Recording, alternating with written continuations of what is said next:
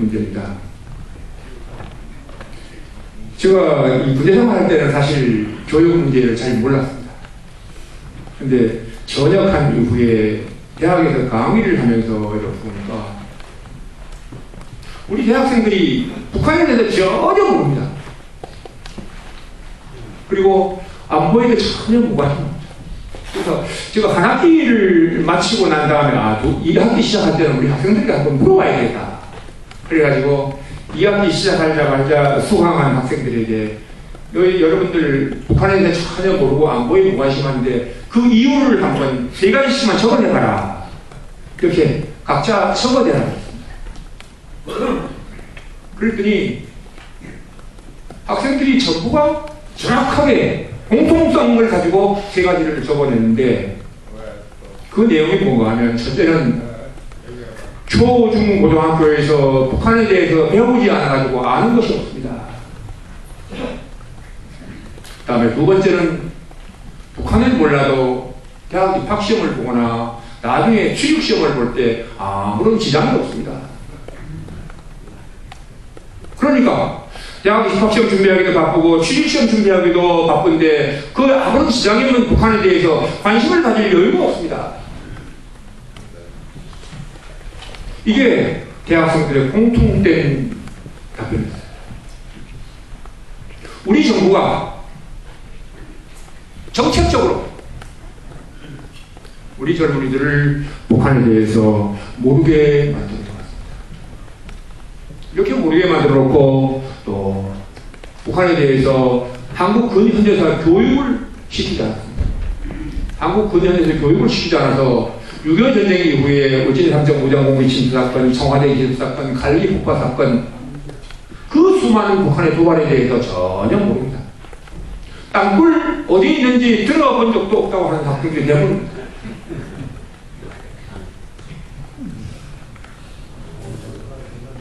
이렇게 한미동맹을 모르게 만들어 놓고 중요성을 모르게 만들어 놓고 북한을 모르게 만들어 놓고 북한의 그 후에 많은 역사를 모르게 만들어 놓고 김대중 노무현 정권 동안에 북한의 군사력보다는 햇볕적 체감에 무엇을 강조했습니까? 북한은 경제난 식량난 때문에 200만이 굶어 죽는다, 300만이 굶어 죽는다 하면서 북한의 가난한 것만 국민들에게 집중적으로 부각했습니다. 따라서 우리 국민들은 북한이 이제 가난하기 때문에 전쟁할 능력이 없다는 인식을 갖도록 만들었습니다. 그러면 여러분들 우리 젊은이들에게 한미동맹의 중요성을 모르게 만들고 북한을 모르게 만들어 놓고 북한이 그 많은 도발한 것을 모르게 만들어 놓고 북한이 가난하기 때문에 전쟁할 능력이 없는 우리 같은 민족이기 때문에 도와주는 상황을 심어져 놓으면 우리 젊은이들은 그럼 여기 왜 미군이 왜 있어? 미군이 왜 용산에 그 넓은 한복판에 그 좋은 땅을 미군이 왜 차지하고 있어? 하는 생각을 당연히 우리 젊은이들은 가질 수밖에 없습니다.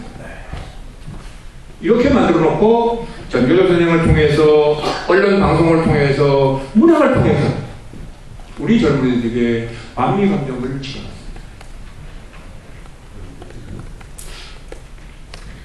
그 교육의 결과가 2002년도에 아주 적나라하게 나타났습니다. 여러분 아시다시피 2002년 6월 29일 북한 경비함이 LL을 침범했을 때 우리 해군정령이 LL 침범한 북한 경비함을 차단하기 위해서 기동하는데 북한 경비함이 우리 해군 함정에 기습사격을 해서 우리 해군정령 6명이 전사했습니다. 여러분들 기억하시죠? 네. 우리 해군정령 6명이 전사해서 우리 국민 가슴에 깊은 상처를 남겼습니다.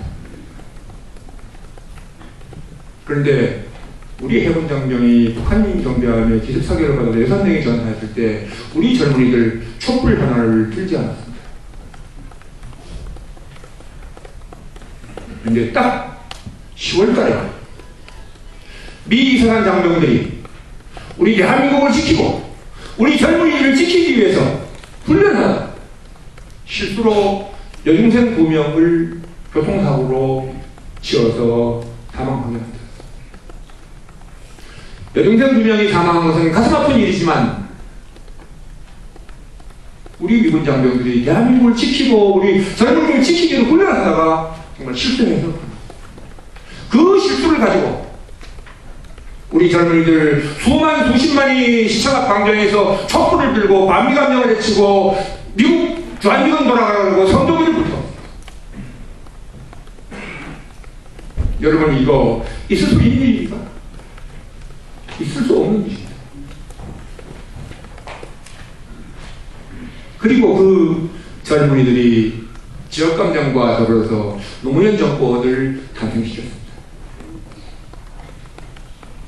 그리고 그 노무현 정권에서 한미연합사를 해체했습니다. 여러분들 노무현 정권이 탄생했을 때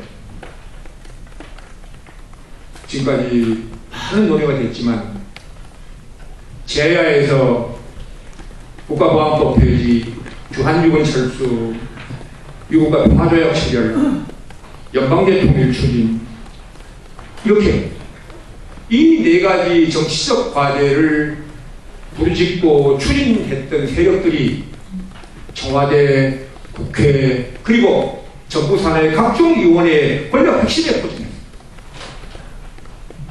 이들이 권력 핵심에 포진해서 주적 개념을 폐지하고 한미연합사를 해체하고 해체를 결정하고 우리 군의 복무기간을 단축하고 우리 군 규모 축소하는 것을 결정하고 LL을 무력화시키는 소위 말하면 북한이 지금까지 요구했던 모든 사항들을 추진하고 조치했습니다. 이렇게 하면서 한미연합사를 해체했습니다. 그러면 여러분들 지금까지 제가 말씀드린 과정을 쭉 보면 이 한미연합사가 노무현이가 이야기한 단순히 주권의 문제 때문에 이걸 연합사를 해체한 겁니까? 아니죠. 연합사 해체 문제는 단순히 주권의 문제가 아니라 지난 60년 동안 치밀한 계획에 의해서 연합사가 해체됐다고, 해체 결정이 됐다고 이렇게 봐야 합니다. 그러면 이러한 치밀한 계획에 의해서 연합사가 해체가 결정됐다면 북한은 지금부터 연합사를 어떻게 계획대로 해체시키고 연합사 해체 이후에 어떻게 하겠다는 시나리오를 분명히 갖고 있을 겁니다. 그렇겠죠? 네. 여러분들 지난 60년 동안 남북한이 분단된 이후에 우리 남북관계를 보면 남북관계의 주도권은 항상 북한이 가지고 있습니다. 북한은 남북관계에 대해서 시나리오를 쓸 수 있습니다. 왜 그러냐? 북한은 우리 대한민국에 대해서 자기 마음대로 하기 때문에 도발하고 이장평하고 평화공세하고 마음대로 하고 그러나 우리 대한민국은 민주주의 국가이기 때문에 북한에 대해서 위협할 수도 없고 도발할 수도 없고 따라서 남북관계는 북한이 주도권을 가지고 할 수밖에 없습니다. 비근한 대로 여러분들 이명박 정부 출범 이후에 북한이 전면 대결 태세를 선언하고 서해에서 금방 전략할 것 같이 우리를 위협해야 되고 미사일 발사하고 핵실험을 하더니 김대중 대통령이 돌아가자 언제 그러냐는 듯이 지금 조문산을 따르려고 지금 이장평화 공사하고 있는 거 아닙니까? 방침이 바뀌었어. 북한은 자기들의 시나리오대로 지금 이렇게 가는 것도 북한이 시나리오대로 가고 있는 것일 것입니다. 그러면 앞으로 북한이 과연 어떻게 할 것이냐 하는 겁니다. 북한이 어떤 시나리오를 가지고 어떻게 할 것이냐.